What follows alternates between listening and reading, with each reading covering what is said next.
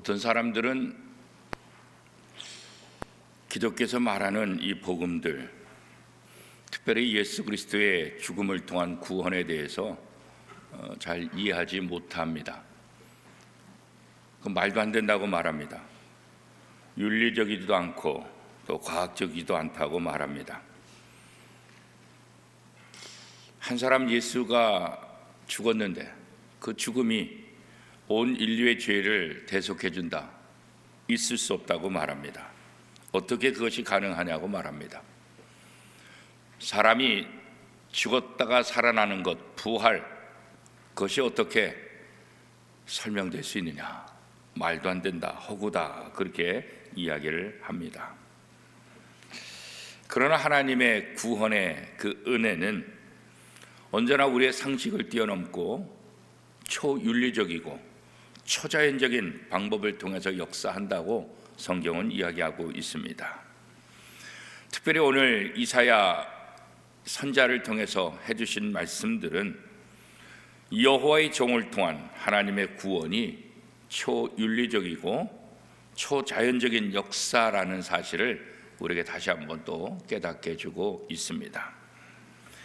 사람들은 메시아가 오면 그 메시아가 가지고 있는 강력한 힘을 통해서 로마를 압제하고 심판하고 이스라엘을 단번에 구원하실 것이다, 이런 생각을 하고 또 기대를 가지고 있었습니다. 그러나 하나님이 보내주신 메시아는 어떻게 보면 너무나 약했습니다. 사람들 앞에 강력한 힘을 드러내지 못했습니다. 하나님이 보내신 메시아라는 사람은 이 땅에서 고난을 당하는 그런 모습으로 사람들에게 비춰졌습니다. 이사야는 이런 메시아가 이 땅에 오셔서 고난을 당하는 그 모습을 아주 추한 모습으로 기록하고 있습니다. 오늘 본문 앞에 보면 그는 멸시를 받아 사람들에게 버림을 받았고 간고를 많이 겪었으며 질고를 아는 자라, 마치 사람들이 그들에게서 얼굴을 가리는 것 같이 멸시를 당하였고 우리도 그를 귀히 여기지 아니하였도다. 예수 그리스도가 당한 그 몰골은 우리의 상상을 뛰어넘는 그런 상처투성이다. 어떻게 보면 메시아가 이 땅에 와서 사람을 구원하는 것이 아니라 자기 자신이 만신창이가 되었다, 그렇게 이사야는 기록하고 있습니다. 사람들은 이 메시아에게 침을 뱉었고 수없이 때렸고 또 예수님의 손과 발은 십자가에 못 박혔고 머리는 가시관에 찔렸고 허리는 창에 찔려서 물과 피를 흘렸다, 그렇게 기록하고 있습니다. 하나님이신 예수님이 이토록 고통을 받으셨다는 거죠. 메시아가 이렇게 비참해질 것이라고는 누구도 상상하지 못했죠.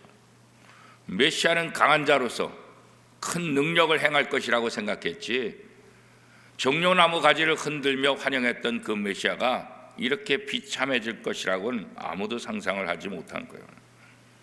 그런데 더 놀라운 것은 그렇게 비참해진 메시아가 부활함을 통해서 우리의 모든 죄 문제를 해결해 주셨다는 것, 이것 또한 더 놀라운 사건이게 되는 거죠.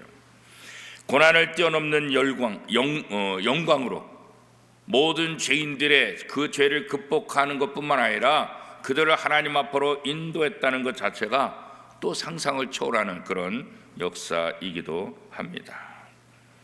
세상은 고난받는 메시아를 보면서 놀랍지만 또 부활하신 그 예수 그리스도를 통해서 더 많은 또 놀람을 경험하게 됩니다. 예수님 앞에 모든 민족이 무릎을 꿇게 될 것이라고 하나님은 말씀하셨습니다. 예수님이 모든 인생보다 더 상함을 받은 것은 모든 인간의 상함을 해결하기 위함이라고 이사야는 말하고 있어요. 사람의 눈으로 볼 수 없을 정도로 그렇게 만신창이가 된 것은 죄로 인해서 만신창이가 된 이 죄인들, 그들을 구원하기 위해서 본인이 만신창이가 되었다, 그렇게 말씀하고 있어요. 예수님이 목과 창에 찔리실 때 우리의 죄가 용서받았다고 성경은 선언하고 있어요. 예수님의 십자가에 예수님만 못 박힌 것이 아니라 우리도 함께 못 박혔다고 말씀하고 있습니다. 죄의 대가가 죽음이에요. 그래서 하나님의 아들 예수 그리스도는 자신이 우리 대신에 십자가에 못 박혀 죽으셨다. 그 예수가 죽으심을 통해서 우리의 모든 죄가 용서함 받았다, 이렇게 선언하고 있죠. 예수님의 죽음은 한 개인의 죽음이 아니라 어떻게 보면 하나님의 죽으심이었고 모든 인류가 함께 죽는 그런 사건이었다는 거죠. 예수님이 채찍에 맞을 때, 그의 온몸에서 피가 흐를 때 우리 마음의 상처와 죄의 무거운 짐이 해결될 수 있었던 까닭은 예수님의 고난이 모든 사람의 고통을 해결하고도 남는 위대한 사역이기 때문입니다. 이것은 하나님이신 예수님이 사람이 되셨기 때문이고 그에게는 어떠한 죄도 없었기 때문에 가능하다라고 이사야는 선포하고 있습니다. 우리가 하나님을 떠나 제각기 도망치고 죄악의 길로 갈 때 하나님은 이 죄인을 향한 구원을 포기하지 않으셨다는 거죠. 우리의 모든 죄를 예수님께 담당시켰다라고 성경은 선언하고 있어요. 예수님은 죽음과 부활을 통해 우리의 모든 죄를 다 용서해 주셨다, 그런 거죠. 이스라엘 백성들은 목자 없는 양과 같다, 이렇게 예수님께서 표현하고 있죠. 혼돈과 또 방황 가운데 있었던 양들, 그들과 달리 여호와의 종은 자기에게 주어진 그 사명을 묵묵히 감당하고 있었다는 것. 그래서 순종하는 어린 양으로 예수님을 표현하고 있는 거죠. 이사야는 그 어린 양이신 예수 그리스도가 입을 열지 않았다라고 반복해서 말하고 있어요.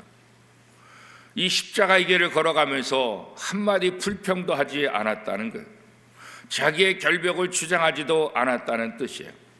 그래서 사람들은 그가 자기 죄 때문에 죽는 것처럼 생각을 하게 되는 거예요. 자신의 죄가 얼마나 크면 저렇게 아무 말도 하지 못할까? 왜 저렇게 큰 곤욕을 당할까? 왜 저렇게 심한 고문을 당하면서도 묵묵히 가만히 있을까? 저 사람은 아마 그렇게 많은 죄를 졌기 때문이다 라고 사람들은 생각하셨다는 거예요. 예수님의 죽음, 예수님의 고통을 바라면서 누구도 우리의 죄 때문이라고 생각하는 사람은 사실 아무도 없었던 거예요. 그럼에도 불구하고 여호와의 종 메시아는 묵묵히 그 십자가의 길을 한 걸음 한 걸음 걸어가게 되는 거죠. 인간적으로 볼 땐 자연스럽지도 않았고, 인간적으로 볼 땐 상식적이지도 않았고, 윤리적이지도 않았어요.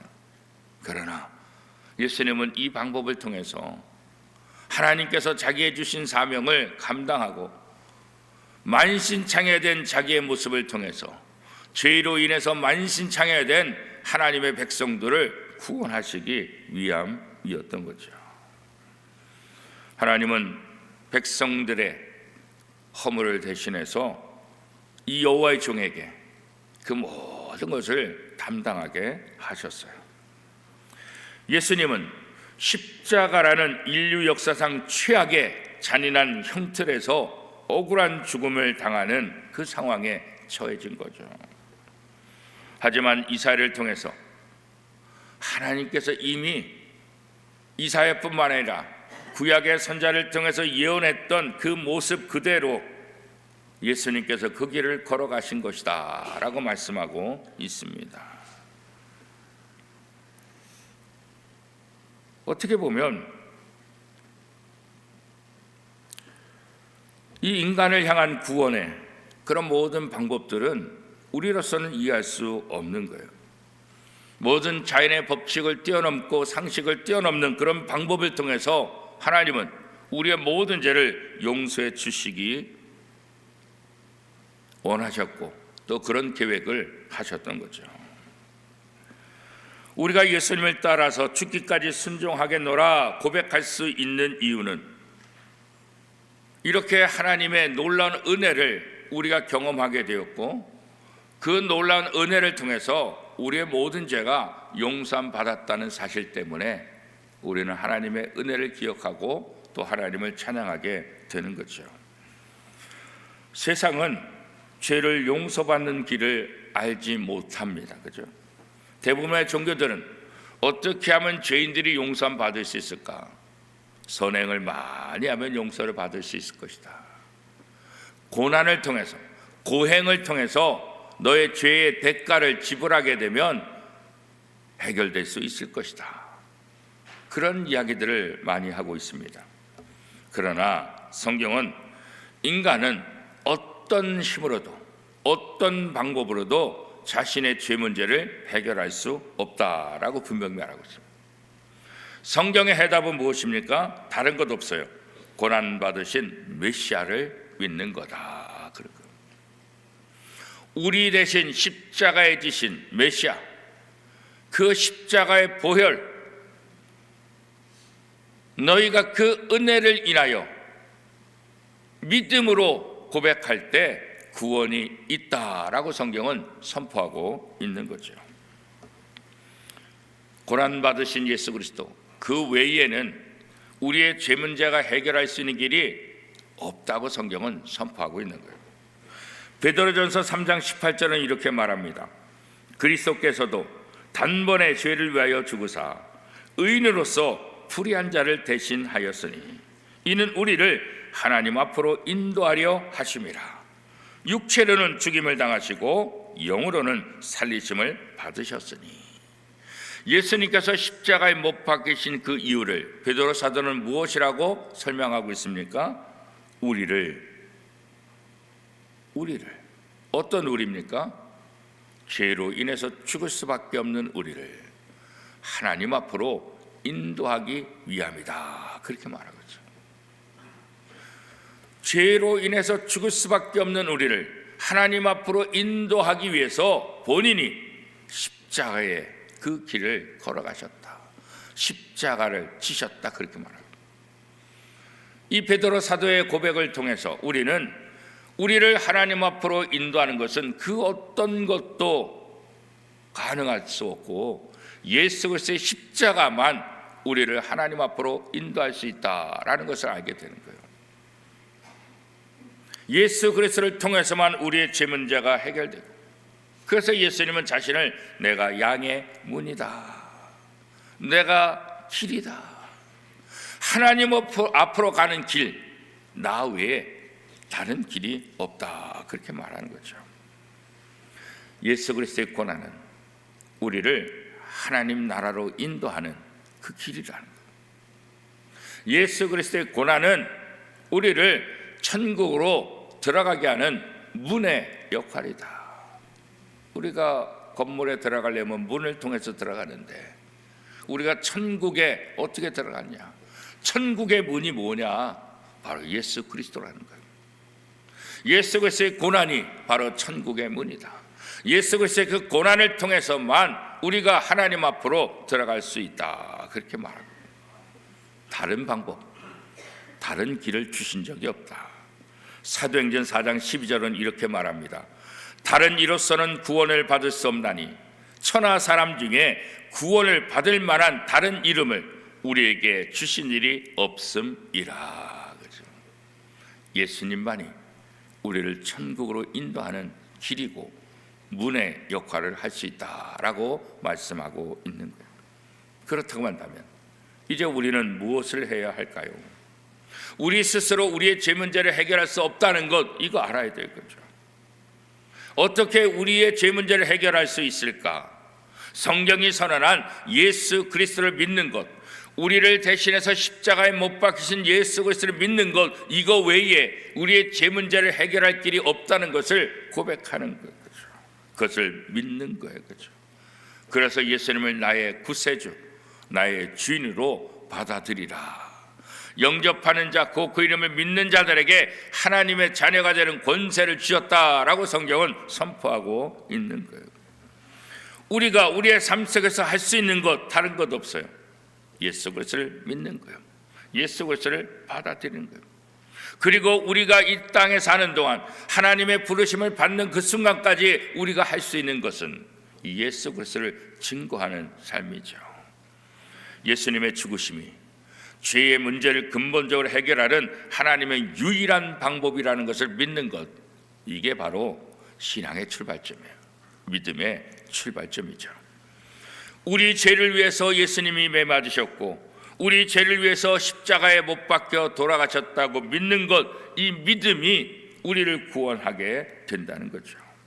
예수님의 고난은 예수님 자신의 고난이 아니라 온 인류의 고난이라는 것. 예수님은 나를 위해서만 십자가에 못 박힌 것이 아니라 우리의 가족들, 내 이웃들, 내 형제들, 자매들, 인류의 모든 사람을 위해서 십자가에 못 박혔다는 사실을 믿는 거죠. 우리는 종종 예수님이 나를 위해서 십자가에 못 박혀 돌아가셨다, 이것은 믿는데 다른 사람을 위해서 십자가에 못 박혔다, 이 부분을 잊을 때가 많아요. 그래서 이웃을 미워하는 거예요. 이웃을 용서하지 못해요. 유대인들의 가장 커다란 문제는 하나님이 우리만 선택하셨다고 하는 그 교만 때문에 그런 거예요. 하나님은 이스라엘만 선택한 것이 아니라 이스라엘을 선택해서 모든 민족이 구원받기를 원하셨다는 거예요. 그게 하나님의 계획이에요. 그런데 이스라엘 백성들은 우리만 선택받았다, 우리만 하나님의 택한 백성이다, 이 착각 때문에 복음을 전하지 않은 거예요. 그래서 결국 복음은 유대인들에게 아니라 이방인들에게도 흘러가고 또 이방인이라는 선교를 통해서 온 세상에 복음이 선포되게 된 것이죠. 오늘 우리도 마찬가지예요. 하나님은 나만 사랑하는 것이 아니라 내 이웃들을 사랑하고 계시다는 사실을 우리가 기억해야 돼요. 그래야만 우리는 복음을 전할 수 있고, 그래야만 우리에게 우리의 삶을 통해서 선교적 삶이 무엇인지를 다시 한번 깨닫게 됩니다. 내가 구원받았다는 것은 나만이 아니라 이스라엘을 통해서 온 세상에 복음이 전파되기를 원하셨던 것처럼 하나님은 나를 구원하고 나를 통해서 내 가족들과 이웃들과 세상의 사람들에게 이 복음이 전파되기를 원하는 거예요. 신앙생활은 하나님께서 나를 구원하신 그 은혜에 감격하고 감사하는 것이기도 하지만 또 한편으로는 결국 이 사명, 이 복음을 온 세상에 증거하는 선교적 삶을 살아가는 것, 이것이 바로 신앙생활이라는 거죠. 고난주간을 맞이하면서 고난주간 첫 번째 월요일을 통해서 다시 한번 예수님께서 십자가에 못 박힌 것은 나만을 위한 것이 아니라 온 인류를 위한 것이라는 사실을 우리가 다시 한번 기억하고, 이제 예수 그리스도의 제자들이 부활의 증인이 되었던 것처럼 우리 원미동교회가 또 원미동교회 성도들이 오늘 이 새벽에 나온 저와 여러분들이 우리의 삶의 자리에서 이 복음을 전하는 삶. 어떤 복음이에요? 예수 그리스도를 통해서 우리의 모든 죄 문제가 해결되었고, 예수 그리스도가 우리의 주님이시고, 예수 그리스도는 우리 죄인들을 하나님 앞으로 인도하는 천국으로 들어가는 문이라는 사실을 선포하는 것, 이것이 바로 우리가 해야 될 가장 중요한 일이에요. 이것이 고난받으신 메시아를 위해서 우리가 할 수 있는 일이라는 거예요. 우리에게 베푸신 그 은혜를 조금이라도 갚는 방법이 있다고 한다면 이 복음을 이 땅의 모든 사람들에게 증거하는 거예요. 그래서 교회는 이 복음을 증거할 책임이 있는 거예요. 예수님께서 승천하시면서 모든 민족에게 복음을 전하라, 모든 민족을 제자로 삼아라 말씀하신 이유가 바로 여기에 있는 거예요. 우리는 예수 그리스도의 고난이 인류 모든 사람의 죄를 사해 주셨고 우리를 천국으로 인도하는 문이라는 사실을 증거할 책임이 있다는 것을, 그래서 이번 사순절을 통해서 우리가 다시 한번 복음을 전하자. 이 사순절을 통해 다시 한번 한 영혼을 구원할 수 있는 기회로 삼자. 이렇게 제가 말씀을 드렸던 거예요. 오늘 하루도 예수 그리스도의 십자가 사랑, 그 기적을 묵상하면서 하나님께 감사하고 하나님의 은혜에 찬양하는 그런 삶을 살 수 있기를 바랍니다.